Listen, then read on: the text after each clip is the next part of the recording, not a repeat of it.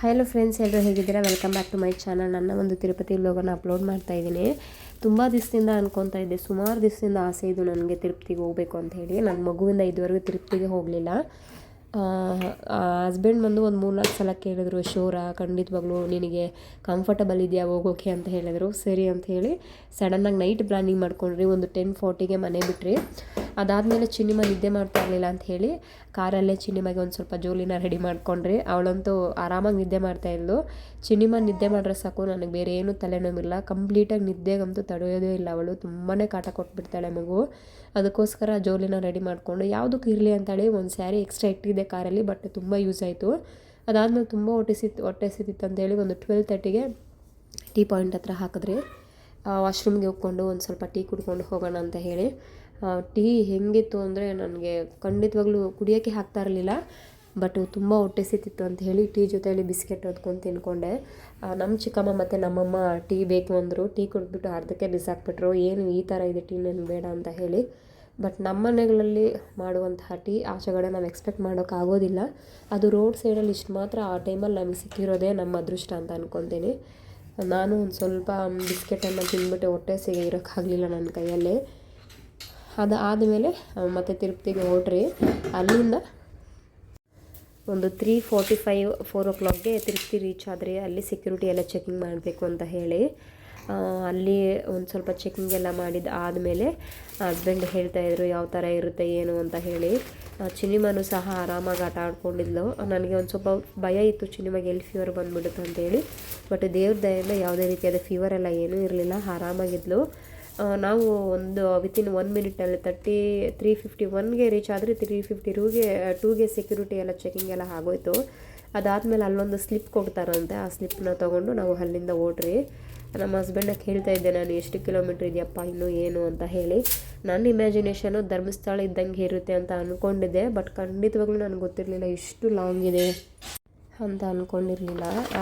ನಾನು ಯಾವತ್ತೂ ಕೇಳಿರಲಿಲ್ಲ ಇಷ್ಟು ಲಾಂಗ್ ಇದೆ ಅಂಥೇಳಿ. ಎಲ್ಲರೂ ಕೇಜಲ್ಲಿ ಹಾಕ್ತಾರೆ, ಕೇಜಲ್ಲಿ ಹಾಕಿ ಒಂದು 2 ದಿವಸ ಕೂರ ಹಾಕ್ತಾರೆ ಅಂದ್ಕೊತಾಯಿದ್ರು. ಅದೆಲ್ಲ ಏನಿರಲ್ಲ ಅಂತೇಳಿ ನಾನು ಅಂದ್ಕೊಂಡೆ.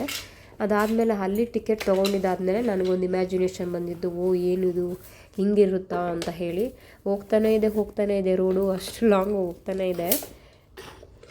ಫೈನಲ್ಲಾಗಿ ಕಾರುಗಳು ಅದನ್ನೆಲ್ಲ ನೋಡಿ ಬಂತಪ್ಪ, ಆಗೋ ಬಂತು, ಇಲ್ಲಿ ಬಂತು, ಅಲ್ಲಿ ಬಂತು ಅಂತ ಹೇಳ್ಕೊಂಡು ರೋಡೆಲ್ಲ ನೋಡ್ಕೊಂಡು ಬರ್ತಾನೆ ಇದ್ದೆ ನಾನು. ಫೈನಲ್ಲಾಗಿ ಚೆಕಿಂಗ್ಸ್ ಎಲ್ಲ ಹಾಗೆ ಒಳಗಡೆ ನಾವು ಎಂಟ್ರಿ ಆದ್ರಿ.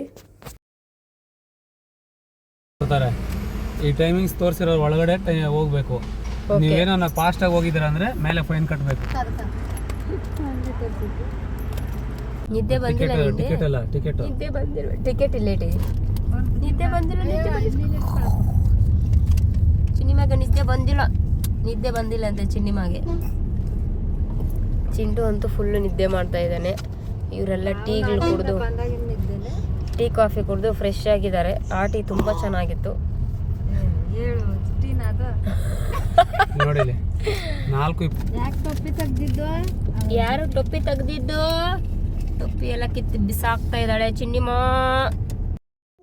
ನಾವು ರೋಡಲ್ಲಿ ಹೊಡ್ತಾ ಈ ಕಡೆ ಗ್ಲಾಸಲ್ಲಿ ತಿರುಪತಿದು ಸಿಂಬಲ್ ಬರುತ್ತಲ್ವ, ಆ ಸಿಂಬಲ್ ನೋಡಿದಾಗ ಬಂತು ನೋಡಿ, ಇಲ್ಲೇ ಬಂತು ಅಂದ್ಕೊಂಡು ಮಾತಾಡ್ಕೊಂಡು ಹೋಗ್ತಾಯಿದ್ರಿ. 3:57 ನಾವು ಅಲ್ಲಿ ಬೆಟ್ಟಕ್ಕೆ ರೀಚ್ ಆಗೋಷ್ಟರಲ್ಲಿ ಆಲ್ಮೋಸ್ಟ್ ಒಂದು 6:30 ಆಗಿತ್ತು. ಅಲ್ಲಿ ಹೋಗಿ ಅಲ್ಲೇನೋ ಒಳ್ಳೆಯಲ್ಲಿ ಸ್ನಾನ ಮಾಡಿಕೊಂಡು ಅಲ್ಲೆಲ್ಲ ಫ್ರೆಶ್ ಅಪ್ ಆಗಿ ಅದಾದಮೇಲೆ ಬಟ್ಟೆನ ಚೇಂಜ್ ಮಾಡಿಕೊಂಡು ತಿರುಪತಿ ದರ್ಶನಕ್ಕೆ ಹೋಗಬೇಕು ಅಂತ ಹೇಳಿದರು. ಸುಪಾತದಲ್ಲಿ ಹೋಗೋಣ ಅಂತೇಳಿ ಪ್ಲ್ಯಾನ್ ಮಾಡ್ಕೊಂಡ್ರಿ. ಬಟ್ ಸುಪಾತದಲ್ಲಿ ನಾನು, ನನ್ನ ಹಸ್ಬೆಂಡು ಮತ್ತು ಮಕ್ಕಳು ಹೋದರೆ ನಮ್ಮ ತಾಯಿ ಮತ್ತು ನಮ್ಮ ಚಿಕ್ಕಮ್ಮ ಇವರಿಬ್ರಿಗೂ ದರ್ಶನ ಲೇಟ್ ಆಗುತ್ತೆ. ನಾವು ಸುಪಾತದಲ್ಲಿ ಬಂದುಬಿಟ್ರೆ ಇವರಿಬ್ಬರನ್ನ ಮತ್ತೆ ನಾವು ಪಿಕಪ್ ಮಾಡೋಕ್ಕಾಗೋದಿಲ್ಲ. ಏನು ಮಾಡೋದು ಅಂತ ಹೇಳಿ ಅಂದ್ಕೊಂಡ್ರಿ. ಇಲ್ಲ ಪರವಾಗಿಲ್ಲ, ಎಷ್ಟೊತ್ತಾಗುತ್ತೋ ನೋಡೋಣ. ಸುಪಾತ ಬಂದು ನಮಗೆ ಓಪನ್ ಆಗೋದು 12:15 ಆಗುತ್ತೆ ಅಂತ ಹೇಳಿದರು. 12:15ವರೆಗೂ ಏನು ಮಾಡೋದು, ಎಲ್ಲಿರೋದು ಅಂತ ಹೇಳಿ ಇವ್ರ ಜೊತೆಲೇ ನಾರ್ಮಲ್ ದರ್ಶನಕ್ಕೆ ಹೋಗ್ಬಿಡೋಣ ಅಂತ ಹೇಳಿ ನಾರ್ಮಲ್ ದರ್ಶನಕ್ಕೆ ಮಾತಾಡಿಕೊಂಡು ಹೋಗ್ತಾಯಿದ್ರಿ. ಇರೋ ಒಂದು ಟೈಮಿಂಗ್ಸಲ್ಲೇ ಡಿಸ್ಕಷನ್ ಮಾಡ್ಕೊತಾ ಇದ್ರಿ, ಹೆಂಗೆ ಹೋಗೋದು, ಏನು ಮಾಡೋದು, ದರ್ಶನ ಎಲ್ಲ ಯಾವ ರೀತಿ ಮಾಡೋಣ, ಏನು ಮಾಡೋಣ, ರೂಮ್ ಬುಕ್ಕಿಂಗ್ಸ್ ಮಾಡೋದಾ ಏನು ಅಂತ ಹೇಳಿ. ಫೈನಲಾಗಿ ರೂಮ್ಗೆ ರೀಚ್ ಆಗಿ ಫ್ರೆಶ್ ಅಪ್ ಎಲ್ಲ ಆಗೋಣ, ರೂಮ್ನ ತೊಗೊಳೋದು ಬೇಡ ಫಸ್ಟು, ಆಮೇಲೆ ಪ್ಲ್ಯಾನ್ ಮಾಡೋಣ ಅಂತ ಹೇಳಿ ಫಸ್ಟು ಹೋಗಿ ಫ್ರೆಶ್ ಅಪ್ ಎಲ್ಲ ಆಗಿ ಬಟ್ಟೆಗಳೆಲ್ಲ ಹಾಕ್ಕೊಂಡು ಅದಾದಮೇಲೆ ಫ್ರೀ ದರ್ಶನಕ್ಕೆ ಹೋದ್ರಿ. ಫ್ರೀ ದರ್ಶನದಲ್ಲಿ ಖಂಡಿತವಾಗ್ಲೂ ನಾನು ಅಂದ್ಕೊಂಡಿರಲಿಲ್ಲ, ಸುಮಾರು ಒಂದು 3-4 ಕಿಲೋಮೀಟ್ರ್ ನಡೆದಿರ್ತೀನಿ ನನಗೆ ಗೊತ್ತಿಲ್ಲ. ನಮ್ಮ ತಾಯಿ ಅಂತೂ ನನಗೆ ಮಗುನೇ ಕೊಟ್ಟಿಲ್ಲ, ನಾನು ಎಲ್ಲಿ ಬಿದ್ದೋಗ್ತೀನೋ ಅಂತ ಹೇಳಿ, ಅಷ್ಟು ದೂರ ಇತ್ತು. ನನಗಂತೂ ಖಂಡಿತವಾಗ್ಲೂ ಆಗಲೇ ಇಲ್ಲ. 3 ಕಿಲೋಮೀಟರ್ಸ್ ಆದಮೇಲೆ ಒಂದು ಕೇಜಲ್ಲಿ ಹಾಕಿ ಲಾಕ್ ಮಾಡಿಬಿಟ್ರು. ಚಿನ್ನಿಮಗೆ ಡೈಪರ್ ಇಲ್ಲ, ಚಡ್ಡಿಗಳಿಲ್ಲ, ಅಲ್ಲಿ ಕೊಡೋ ಫುಡ್ ನನಗೆ ಅಡ್ಜಸ್ಟ್ ಆಗ್ತಾಯಿಲ್ಲ, ಮಗು ಒಂದೇ ಸಮ ಅಳ್ತಾ ಇದೆ, ಪಕ್ಕದಲ್ಲಿರೋ ಮಕ್ಕಳೆಲ್ಲ ಕಿರ್ಚಾಡ್ತಿದ್ದಾರೆ. ಏನು ಮಾಡೋದು ಅಂತ ಗೊತ್ತೇ ಆಗಲಿಲ್ಲ ನನಗೆ, ಏನಪ್ಪ ಮಾಡೋದು ಅಂತ ಅನಿಸ್ಬಿಡ್ತು. ಒಂದು 12:30ವರೆಗೂ ವೆಯ್ಟ್ ಮಾಡಿದ್ರಿ. 12:30ಗೆ ಚಿನ್ನಿಮಗೆ ತುಂಬ ಅಳ್ತಾ ಇರೋದು ನೋಡ್ಬಿಟ್ಟು, ನೀವು ಸುಪಾತದಲ್ಲಿ ಹೋಗಿಬಿಡಿ, 1 ಇಯರ್ ಒಳಗಡೆ ಇದೆಯಾ ಪಾಪು ಅಂತ ಹೇಳಿ ಸುಪಾತದಲ್ಲಿ ಕಳಿಸಿದ್ರು ನನಗೆ. ಸುಪಾತದಲ್ಲಿ ಹೋಗಿ ದರ್ಶನ ಮಾಡ್ಕೊಂಡು ಬಂದ್ರಿ. ಬಟ್ ಇವ್ರದ್ದು 2 ಡೇಸ್ ಆದಮೇಲೆ ಇತ್ತು ದರ್ಶನ. ಆಗೋದಿಲ್ಲ ಖಂಡಿತವಾಗ್ಲೂ, ನಡೀರಿ 2 ಡೇಸ್ ಆದಮೇಲೆ ದರ್ಶನ ಅಂತ ಹೇಳಿ ಅವ್ರನ್ನ ಮನೆಗೆ ಕರ್ಕೊಂಡು ಹೋಗ್ಬಿಡೋಣ ಅಂತ ಹೇಳಿ ಪ್ಲ್ಯಾನ್ ಮಾಡಿಕೊಂಡು, ಹೋಗೋ ಸೈಡಲ್ಲೇ ಗಣಪತಿ ದೇವಸ್ಥಾನ ಇತ್ತು ಅಂತ ಹೇಳಿ ಗಣಪತಿ ದೇವಸ್ಥಾನ ದರ್ಶನ ಮಾಡಿಕೊಂಡು ಮನೆಗೆ ರಿಟರ್ನ್ ಆದ್ರಿ. ಚಿಕ್ಕ ಮಕ್ಕಳನ್ನ ಇಟ್ಕೊಂಡು ತಿರುಪ್ತಿಗೆ ಹೋಗೋದು ತುಂಬಾ ಕಷ್ಟ. ಸುಪಾತದಲ್ಲಿ ಆದಷ್ಟು ಬೇಗ ಆಗುತ್ತೆ.